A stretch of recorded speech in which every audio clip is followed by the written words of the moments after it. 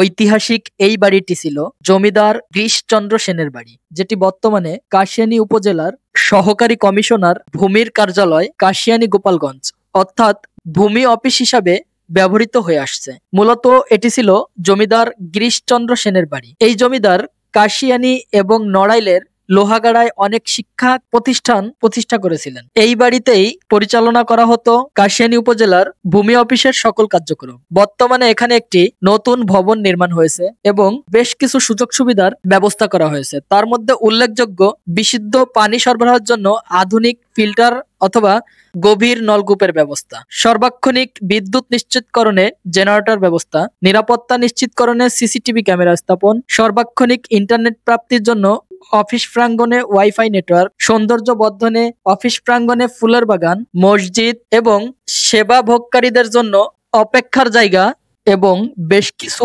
আধুনিকরণ। এটি ছিল কাশিয়ানী ভূমি অফিসের ছোট্ট একটি প্রতিবেদন।